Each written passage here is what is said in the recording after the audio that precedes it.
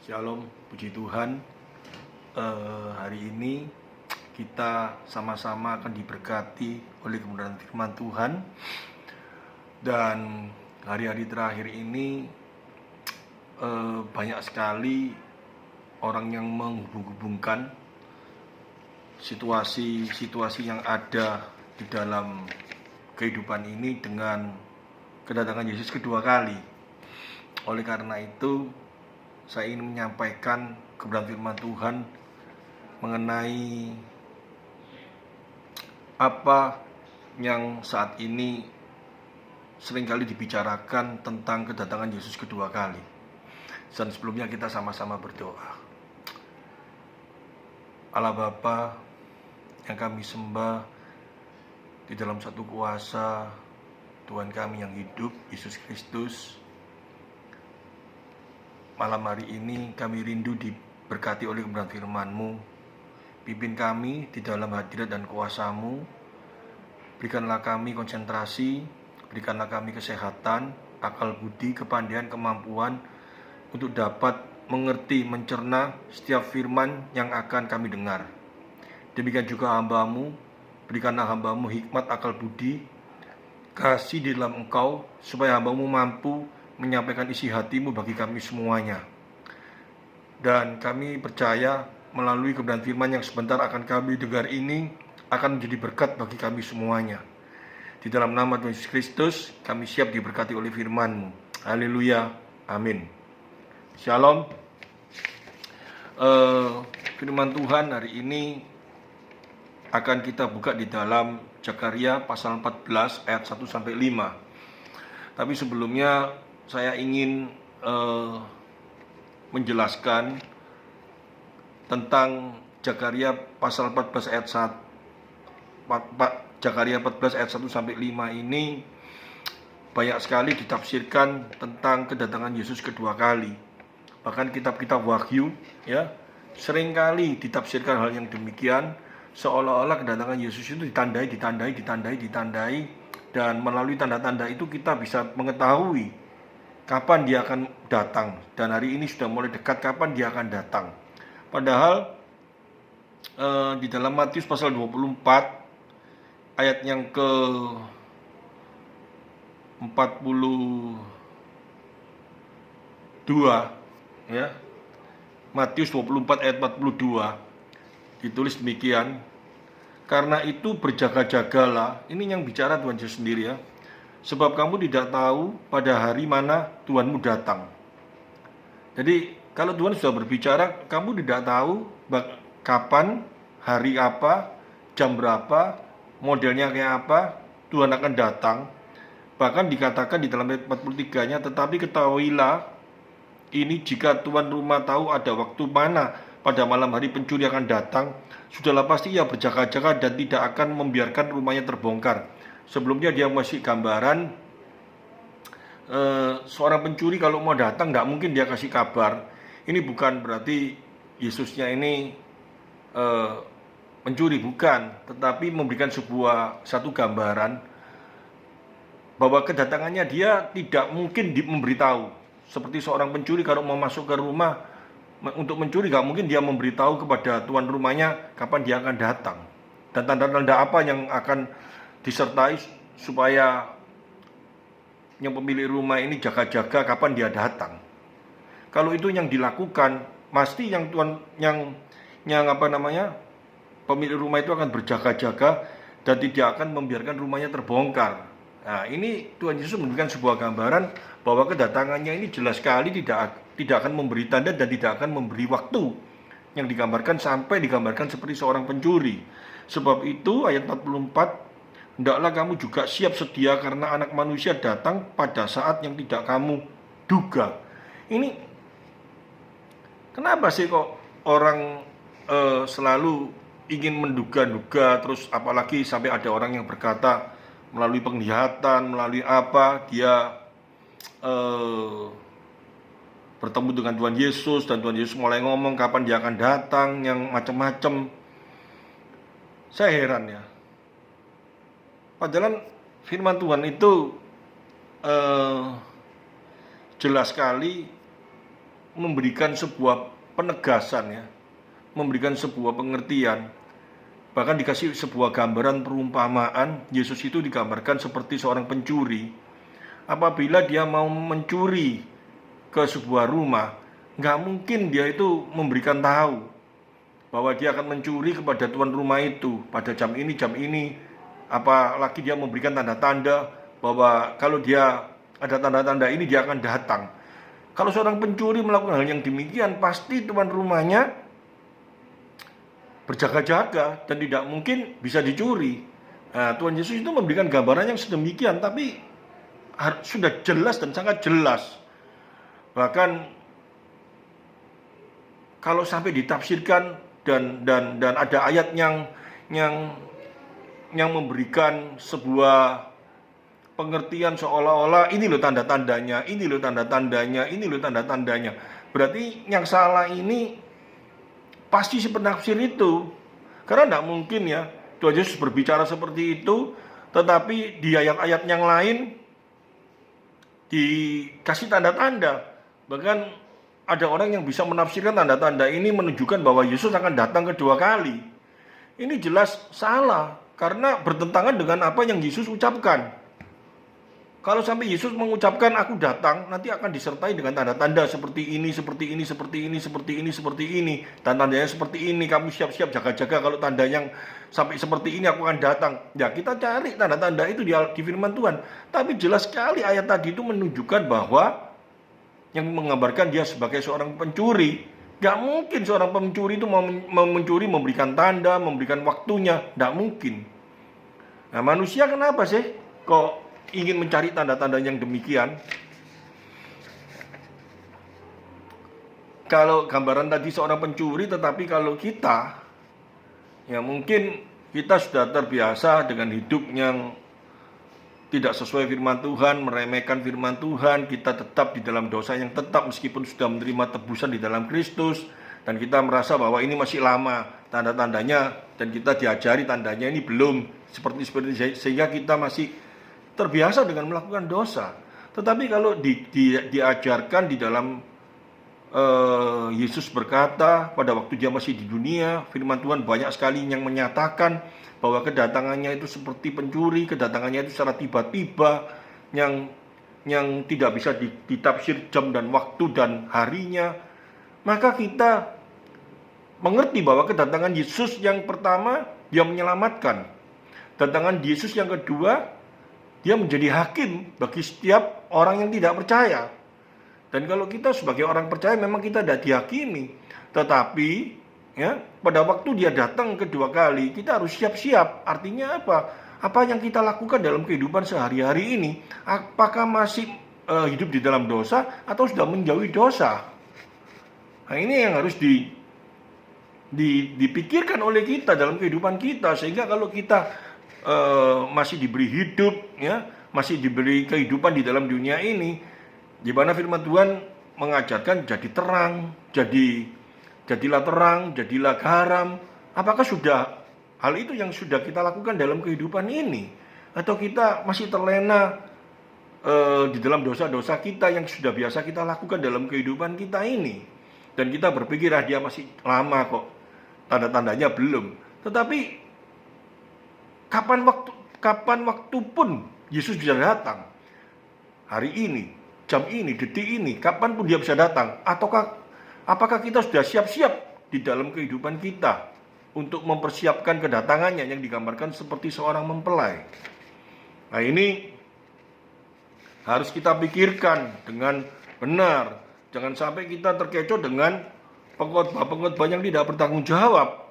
Ya, saya bicara pengkhotbah yang tidak bertanggung jawab. Banyak sekali pengkhotbah yang menafsirkan seolah-olah kedatangan Yesus itu bisa ditafsirkan nanti terjadi perang dulu di Israel, di Armageddon, ya, lembah, dan itu pada buktinya seperti ini, ataupun sampai berbicara ini pakai chip 6666.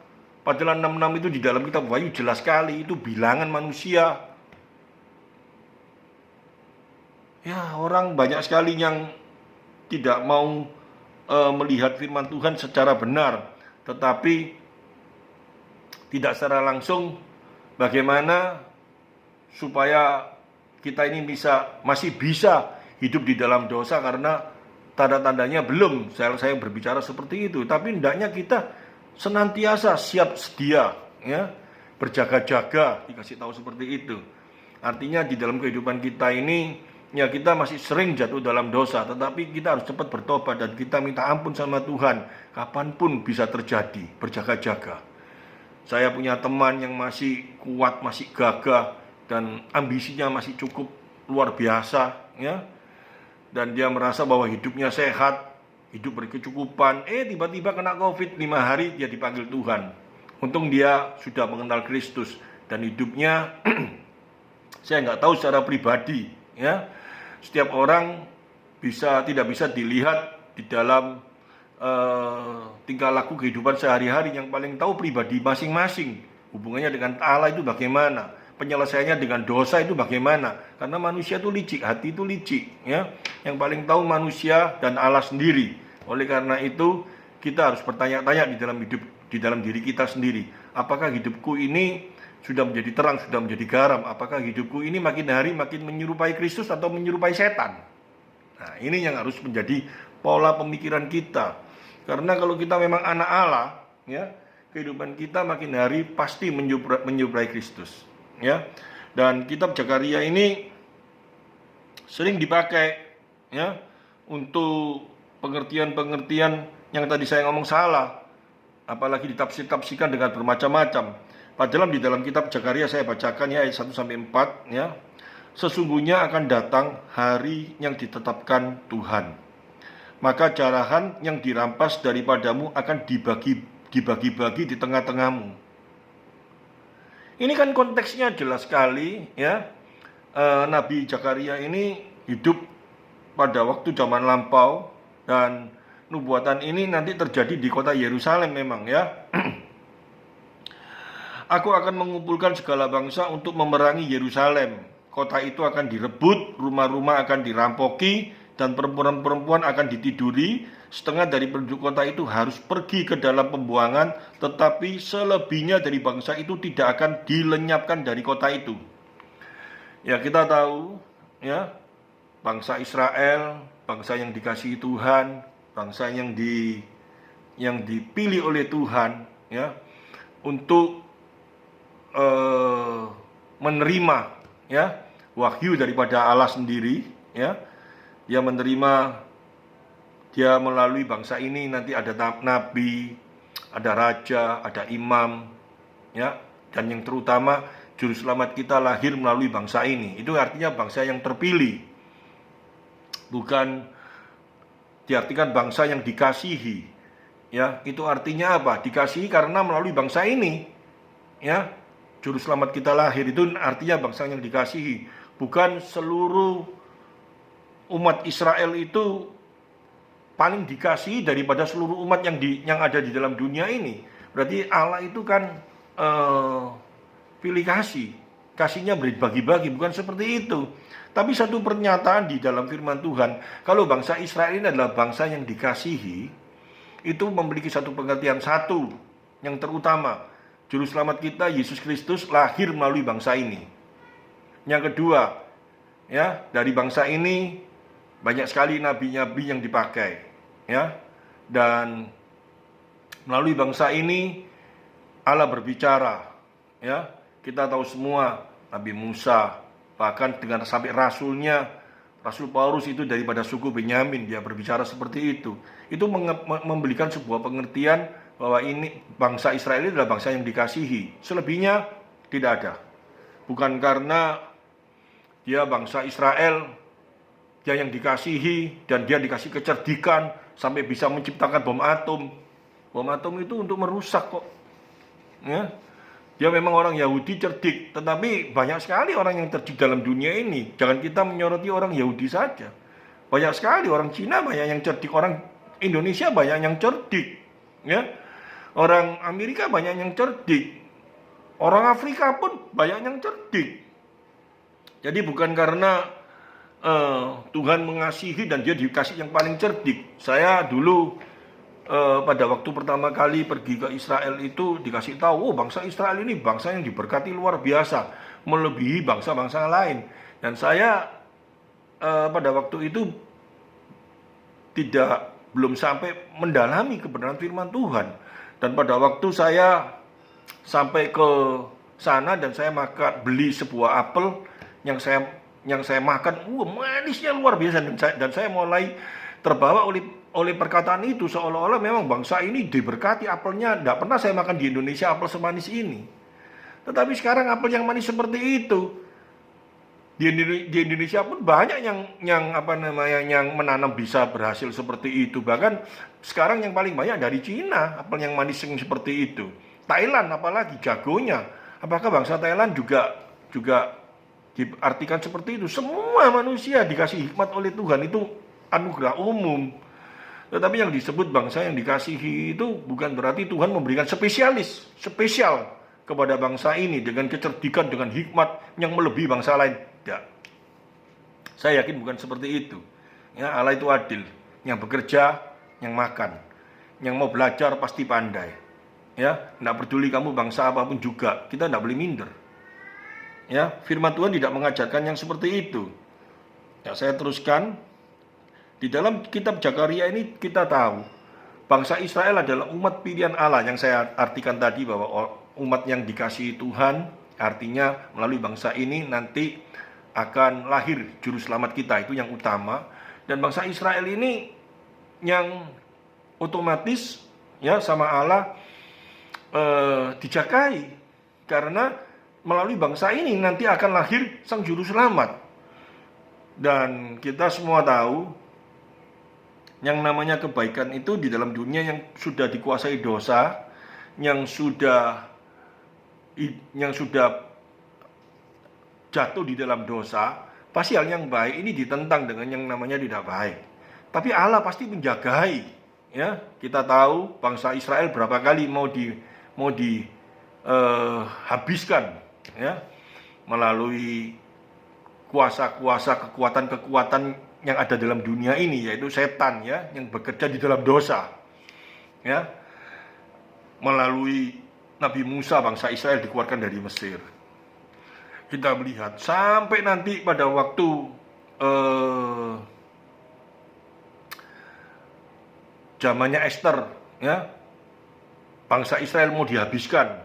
Nah, Esther berdoa, dan saya yakin ya bangsa Israel tidak mungkin habis bukan karena kekuatan kemampuan doa Esther, tidak, tetapi Allah yang bekerja bagi yang namanya Esther, ya, untuk berdoa, ya, memberikan kekuatan sehingga bangsa Israel tidak dimusnahkan.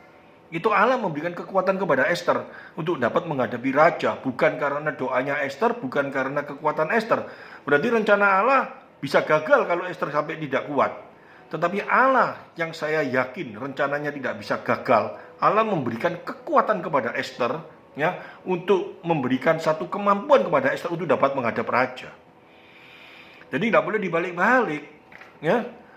Hal ini harus kita pahami dengan benar sampai nanti Yesus mau lahir, ya.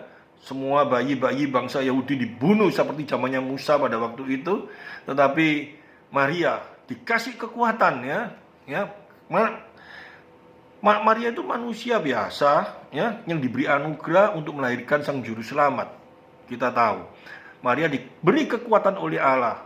Melalui apa? Dikasih tahu langsung melalui malaikat Gabriel datang, ya, memberitahu kabar sukacita, sehingga Maria memiliki iman, sehingga Maria menuruti apa yang menjadi kehendak Allah dalam hidupnya. Ya, saya singkatkan di sana. Tetapi pada waktu zamannya Nabi Zakaria ini, bangsa Israel dengan sombongnya, dengan angkuhnya banyak sekali melakukan kekejian di hadapan Allah, sehingga Allah menghukum bangsa Israel ini, ya, orang Yahudi ini, ya, melalui satu penghukuman. Allah bisa menggerakkan segala sesuatu. Allah berkuasa atas segala sesuatu kok. Ya. Iblis tidak bisa menyentuh anak Tuhan tanpa seizin Allah. Kekuatan apapun tidak bisa menyentuh anak Tuhan tanpa seizin Allah. Saya yakin, ya, di dalam kitab Ayub itu jelas sekali kok. Allah berbicara kepada setan, iblis, ini loh hambaku yang aku kasihi, ya, hambaku yang saleh. Setan bertanya, ayo kalau kayak gitu coba dicobai seperti ini, seperti ini. Allah mengizinkan. Kalau nggak diizinkan, setan tidak bisa menyentuh Ayub. Bahkan Allah berkata, boleh kamu ambil semuanya, tapi satu nyawanya jangan. Dan iblis tidak berani mengambil nyawa Ayub, sampai dengan Ayub sampai sakit, sesakit apapun juga, sampai kulitnya terlalu gatal, digaruk dengan beling. Ya, Ayub tidak bisa mati karena nyawanya ada di dalam kuasa Allah. Iblis tidak bisa mengambil. Tapi kalau Allah mengizinkan, bisa saja terjadi. Seperti anak-anaknya, anak Ayub. Tuhan izinkan kok itu diambil. Tanpa seizin Tuhan, setan nggak bisa berhak mengambil. Semua ada di dalam kuasanya Allah. Ya, dan bangsa Israel ini dengan kekejiannya sangat luar biasa. Bukan seperti Ayub yang saleh, tetapi bangsa Israel adalah bangsa yang tegar tengkuk, yang sangat kurang ajar di hadapan Allah. Jadi Allah bisa menghajar ya anak-anaknya. Ada dua macam kalau kita belajar dari firman Tuhan ini. Yang saleh pun bisa Tuhan hajar. Orang yang saleh bukan tidak pernah menerima ujian seperti Ayub, bisa aja. Tapi hasilnya Ayub bisa berkata, dulu aku cuma mendengar, tapi sekarang aku bisa melihat. Demikian juga anak Tuhan yang kurang ajar, yang nakal, Tuhan ajar juga seperti bangsa Israel ini. Ya, sesungguhnya akan datang hari yang ditetapkan Tuhan, maka jarahan yang dirampas daripadamu akan dibagi-bagian di tengah-tengahmu. Aku akan mengumpulkan segala bangsa untuk memerangi Yerusalem. Berarti gagasan ya untuk menghajar anak Tuhan, ya, orang-orang Israel ya, bukan anak Tuhan, orang-orang Israel ya, bukan semua orang Israel itu anak Tuhan ya. Orang Israel pada waktu itu yang ada di kota Yerusalem itu siapa? Dikatakan, aku akan mengumpulkan segala bangsa untuk memerangi Yerusalem. Kota itu akan direbut, rumah-rumah akan dirampoki, ya, perempuan-perempuan akan ditiduri, diperkosa. Setengah dari penduduk kota itu harus pergi ke dalam pembuangannya. Tetapi selebihnya dari bangsa itu tidak akan dilenyapkan dari kota itu. Jadi Tuhan tetap menjagai. Rancangannya tidak pernah berubah. Ya, manusia tidak bisa mengubah rancangan Tuhan. Manusia tidak bisa mengubah rancangan Allah. Terus dilenyapkan dari kota itu. Dan ayat yang selanjutnya ini satu hal yang sangat luar biasa. Kemudian Tuhan akan maju berperang melawan bangsa-bangsa itu, seperti ia berperang pada hari pertempuran. Pada waktu itu kakinya akan berjejak di Bukit Zaitun yang terletak di depan Yerusalem di sebelah timur. Bukit Zaitun itu akan terbelah dua dari timur ke barat. Nah ini terbelah dua dari timur ke barat, di tengah-tengahnya itu nanti Armagedon. Dan semua orang berpikir nanti Yesus datang kedua kali di Armagedon. Karena di dalam kitab Wahyu, nanti dia datang di tengah-tengah, tidak ada hubungannya itu. Suatu saat nanti akan saya jelaskan di dalam kitab Wahyu itu. Sehingga terjadi suatu lembah yang sangat besar, yaitu lembah Armagedon. Setengah dari bukit itu akan tergeser ke utara dan setengah lagi ke selatan. Tujuannya apa sih ayat ini? Ayat ini sedang berbicara tentang apa sih? Ya, sebetulnya dalam pasal-pasal sebelumnya ya sudah dijelaskan sedemikian dalamnya bangsa Israel kebejatannya itu. Dalam pasal ini, tema dari pasal sebelumnya makin diperjelas atau diperluas dalam garis besarnya. Jadi diperluas, ini pasal 14 ini garis besarnya dari pasal sebelumnya ini ada di pasal 14. Seperti kalau kita baca kitab Roma ya, dari pasal 1, pasal 2, pasal 3, pasal 4, pasal 5, pasal 8 itu adalah satu penekanan dari seluruh pasal ya. Kuasa roh bekerja ya, ini seperti ini. Dan ini di pasal 14 ini ayat 1 sampai 5 ini adalah memperjelas ya dalam pasal-pasal sebelumnya ya. Dimulai dengan apa ketegasan itu? Dijelaskan di dalam ayat 1, sesungguhnya akan datang hari yang ditetapkan Tuhan, yaitu kemuliaan kemahaannya ya. Apa? Yang menunjukkan bahwa kota suci Yerusalem ya, ayat 2 sampai dengan 4 atau ayat 12 dan 14 di mana pasal-pasal sebelumnya ya telah mengutarakan kejadian itu secara terperinci ya. Tetapi di dalam pasal 14 ayat 1 ini sampai dengan ayat yang keempat, ini menjelaskan penghakiman atas Yerusalem pada akhirnya nanti dilihatkan berlaku surut. Berlaku surut itu artinya mulai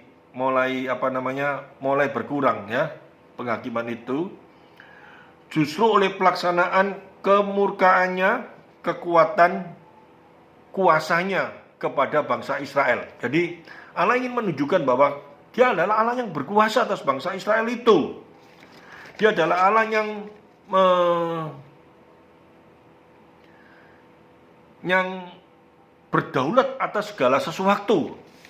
Sampai dengan dikatakan di dalam ayat yang ketiga itu dikatakan Tuhan akan maju berperang melawan bangsa-bangsa itu seperti ia berperang pada hari pertempuran. Pada waktu itu kakinya akan terjejak di Bukit Zaitun, terletak di depan Yerusalem di sebelah timur. Bukit Zaitun itu akan terbelah dari timur ke barat. Nah, ini menunjukkan gambaran bahwa Allah berdaulat, berkuasa atas alam semesta. Artinya Allah berdaulat atas segala sesuatu, sehingga Dia mampu membelah bukit itu ya, memisahkan, dan digambarkan di ayat-ayat nanti seterusnya itu apa maksudnya ini semua itu memisahkan bangsa Israel dari kuasa-kuasa ya. Jadi dipisahkan supaya tidak ada penyerangan lagi. Peperangan di dalam Tuhan turut serta berperang itu bukan berarti betul-betul kita memiliki sebuah gambaran nanti akhirnya menang karena Tuhan yang berperang. Apalagi dikatakan akhir zaman nanti ya Tuhan turun kedua kali ya bersama-sama dengan kita orang pilihan ini berperang melawan kuasa-kuasa gelap, dan akhirnya Tuhan menang dan kita memerintah 1000 tahun. Saya sampai heran kalau berpikir seperti ini. Kalau Tuhan mau melenyapkan kuasa gelap itu, nggak usah berperang, ya, nggak usah perang kayak film gitu, kayak film mungkin kebanyakan lihat film yang itu loh, Ring of the Road, ring apa itu loh, saya lupa itu judulnya itu, saya karena nggak seberapa suka itu, yang ada kayak manusia anehnya itu berperang melawan kuasa-kuasa gelap tapi pakai sihir-sihiran.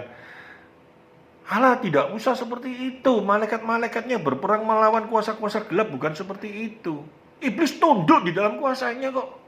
Kalau Allah memerintahkan ditangkap, dimasukkan ke neraka, nggak bisa. Iblis itu mau melawan, mau perang kayak cerita wayang Brata Yuda sama apa saja. Allah itu dianggap seperti itu. Allah ini berkuasa atas alam semesta. Pada waktu sekarang ini iblis diikat, ya, iblis masih dikasih kesempatan. Tapi pada waktu nanti Yesus datang kedua kali untuk membawa setiap orang percaya ya ke surga, Dia nggak usah berperang sama kuasa-kuasa gelap. Kuasa gelap selesai semuanya. Terus apalagi kita berkata nanti kita sama Tuhan Yesus 1000 tahun memerintah di dunia ini. Siapa yang kita perintah 1000 tahun itu? Dan kita buat apa kita masih ada di dunia ini? Kalau kita mau belajar kita wahyu, nanti kita tahu jelas kalau itu kita 1000 tahun itu berbicara bilangan sempurna. 1000 tahun itu berarti kita memerintah selama-lamanya bersama Yesus di surga.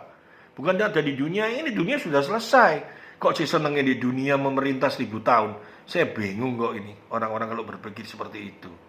Padahal ayat ini berbicara Yesus berperang itu kepada bangsa Israel itu bukan berbicara tentang akhir zaman. Terus kita berbicara seolah-olah nanti pada akhir zaman Yesus datang kedua kali berperang untuk kita. Iblis dikalahkan, terus nanti akhirnya kita semuanya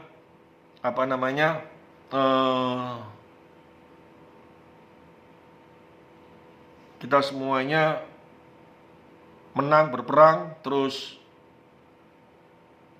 akhirnya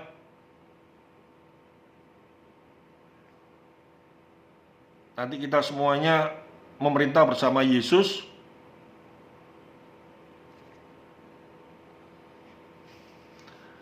Terus selama 1000 tahun, habis itu nanti buharusan dunia dihancurkan, terus kita naik ke surga. Saya kan bingung. Apalagi kita punya pikiran nanti orang tidak percaya, selama 1000 tahun ini baru nanti ada penyiksaan. Kok kejem ya kita nanti bersama Yesus, kita senang-senang orang lain disiksa di dunia ini. Atau nanti kita di dunia ini kita masih bisa merasakan firdaus di dalam dunia ini. Di dunia ini tidak ada sakit penyakit. Hidup 1000 tahun di dunia ini mungkin masih bisa menikmati kesenangan dunia. Pikiran kita kotor lah kalau kayak segitu. Karena pada saat kita nanti surga, kesenangan-kesenangan dunia ini tidak ada artinya. Karena di surga kita menerima kemuliaan Allah. Kesenangannya berubah bagaimana? Kita tidak terpikirkan kok. Tidak terbayangkan di dalam otak kita. Surga itu bagaimana hebatnya. Tapi yang saya tahu pasti bahwa surga itu suatu hal yang mulia. Karena di sana tempatnya Allah kita. Dan kita menerima kemuliaan bersama dengan Dia. Selebihnya di surga ada kenikmatan apa?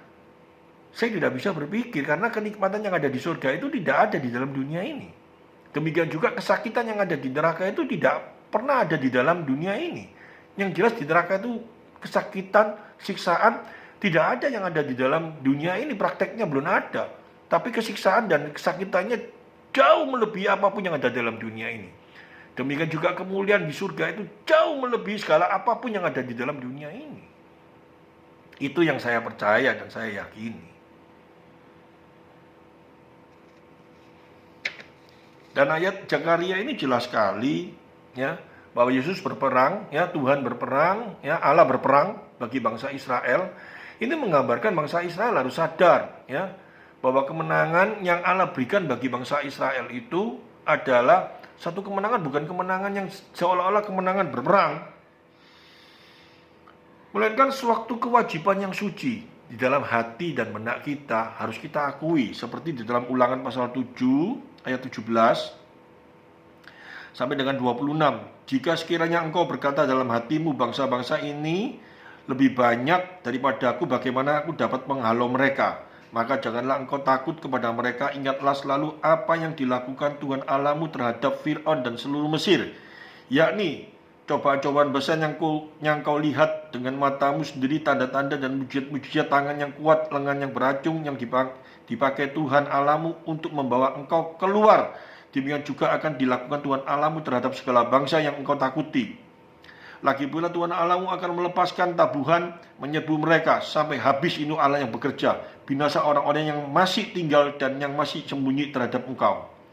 Jangan gemetar karena mereka, sebab Tuhan Allahmu ada di tengah-tengahmu, Allah yang besar dan dahsyat. Tuhan Allah akan menghalau bangsa-bangsa ini dari hadapanmu. Sedikit demi sedikit engkau tidak boleh membinasakan mereka dengan segera, supaya jangan binatang hutan menjadi terlalu banyak melebihi engkau. Demikianlah Tuhan Allahmu akan menyerahkan mereka kepadamu dan akan mengacaukan mereka sama sekali sampai mereka punah. Raja-raja mereka akan diserahkannya ke dalam tanganmu, sehingga engkau menghapuskan nama mereka dari kolong langit. Tidak akan ada yang dapat bertahan menghadapi engkau sampai engkau memunahkan mereka. Patung ilah mereka haruslah kamu bakar habis. Perak dan emas ada pada mereka, janganlah kau ingini, dan kau ambil bagi dirimu sendiri, supaya jangan engkau terjerat karenanya, sebab hal itu adalah kekejian bagi Tuhan Allahmu. Dan janganlah engkau membawa sesuatu kekejian masuk ke dalam rumahmu, sehingga engkau pun ditumpas seperti itu. Haruslah engkau benar-benar merasa jijik dan keji terhadap hal itu, sebab semuanya itu dikhususkan untuk dimusnahkan. Jadi kita harus punya pemikiran satu, bahwa yang berperang ini Allah, bahwa yang melakukan ini Allah. Seperti bangsa Israel pada waktu nanti dia dikeluarkan dari jajahan orang-orang Babilonia dan bahkan orang Roma, ya, nanti setelah perjanjian baru, ya, orang Roma, orang apapun juga, kita harus berpikir Allah yang bekerja di dalam hidup kita, dan pasti Dia yang memberikan kekuatan di dalam kehidupan kita. Seperti Keluaran, ya, Keluaran pasal 14 ayat 4. Ini lebih jelas lagi, ya. Keluaran pasal 14 ya. Keluaran pasal 14 ayat yang keempat. Aku akan mengeraskan hati Fir'aun sehingga ia mengejar mereka, dan terhadap Fir'aun dan seluruh pasukannya aku akan menyatakan kemuliaanku sehingga orang Mesir mengetahui bahwa akulah Tuhan, lalu mereka berbuat demikian. Jadi di dalam Zakaria ini jelas sekali ya bahwa dikatakan kemudian Tuhan akan maju berperang melawan bangsa-bangsa itu seperti ia berperang pada hari pertempuran. Ya, pada waktu yang lalu dikatakan yang sudah saya bacakan itu, pada waktu itu kakinya akan berjejak di Bukit Zaitun yang terletak di depan Yerusalem di sebelah timur. Bukit Zaitun itu akan terbelah dua dari timur ke barat sehingga terjadilah suatu lembah yang sangat besar. Setengah dari bukit itu akan tergeser ke utara dan setengah lagi ke selatan. Ini sebuah gambarannya. Terbelah itu Allah berkuasa, segala kekuatan alam, ya. Jadi cuman itu saja, jangan kita tafsirkan nanti Yesus datang kedua kali di sana terus ditafsirkan yang macam-macam. Satu hal, melalui pembacaan Zakaria ini kita ingat, tadi saya sudah jelaskan bahwa bangsa Israel itu yang begitu kurang ajar, keji di hadapan Tuhan. Seperti kita juga yang sudah menerima kasih karunia ya di dalam Dia sudah menebus di dalam hidup kita. Dia sudah memberikan hidup bagi kita supaya kita ini memperoleh hidup yang kekal melalui kuasanya. Kita masih sering jatuh di dalam dosa. Kita masih sering tidak menuruti segala perintahnya. Sehingga kalau hari ini mungkin Tuhan hajar kita ya melalui peristiwa corona ini atau apapun juga, terus sampai nanti corona mungkin sudah reda, sudah selesai, jangan kita merasa bahwa itu semuanya terjadi karena kita sebagai manusia yang sudah berusaha dengan luar biasa, protokol apa semua, memang kita harus lakukan itu semua, tetapi kita harus mengakui sebagai anak Tuhan ya bahwa semua itu tidak lepas dari kuasanya, bahwa Dia yang beracara, bahwa Dia yang izinkan, bahwa Dia yang menyelesaikan. Kalau sampai dengan mungkin saudara kita atau suami, istri atau anak-anak kita Tuhan panggil ya, kita jangan menjerit dan kita menjadi marah. Tetapi hendaknya kita saat ini yang mengalami hal yang demikian ya, atau ekonomi kita mulai goyang karena peristiwa ini, ya kita harus tetap mengucapkan syukur karena segala sesuatu yang terjadi dalam dunia ini tidak lepas dari kuasanya. Kalau Tuhan izinkan hal ini dan saat ini kita masih diberi kesempatan hidup, pergunakanlah kesempatan hidup ini sebaik mungkin untuk kemuliaannya. Hanya itu saja di dalam kehidupan kita ini, ya. Dan saya percaya kita tidak usah berpikir kapan Tuhan Yesus datang kedua kali. Yang menjadi pemikiran kita satu, berjaga-jaga, senantiasa. Dia datang seperti seorang pencuri. Dia tidak mungkin memberitahu kita dan dia tidak mungkin memberi tanda-tanda. Sehingga kalau banyak orang yang mengajarkan, menafsirkan bahwa ini tanda-tandanya, ini tanda-tandanya, dan ini ya pokoknya menuju kepada kedatangan Yesus kedua kali, itu sebuah pengajaran yang salah. Karena Dia datang tidak membawa tanda. Tandanya apa? Bahwa Dia sudah naik ke surga dan Dia sudah berkata kepada kita bahwa Dia akan datang kedua kali sebagai hakim. Oleh karena itu, ya kita yang masih diberi kesempatan hidup ini, kita harus berjaga-jaga, siap sedia. Kapanpun waktunya kita siap sedia. Kita tidak usah memikirkan kapan ya Dia datang dengan cara kita mencari tanda-tanda. Tetapi yang harus kita pikirkan, apakah aku siap pada saat kapanpun Dia datang? Dengan kondisi aku sudah melakukan perintahnya, dengan kondisi aku sudah berjalan di dalam perintahnya, dengan kondisi aku sudah mulai menjauhi dosa. Apakah hal ini sudah ada dalam hidup kita? Kalau hal ini sudah ada di hidup kita, berbahagialah.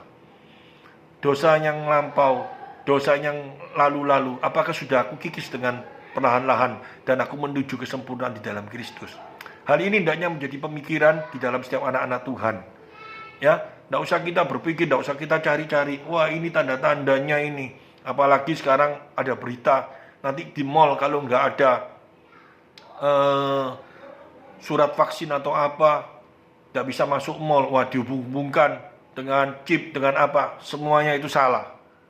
Dan ini dihubungkan dengan kedatangan Tuhan Yesus, ini tambah salah lagi. Manusia tidak usah berpikir seperti itu. Yang menjadi tugas kita satu, apakah di dalam kehidupan kita sudah berjalan di dalam kuasa dan kasih-Nya? Apakah di dalam hidup kita sudah berjalan dalam perintah-Nya? Ini yang menjadi pemikiran kita hari-hari ini. Amin firman Tuhan. Mari kita sama-sama berdoa. Tuhan, ampuni kami jika hari-hari ini kami sudah salah.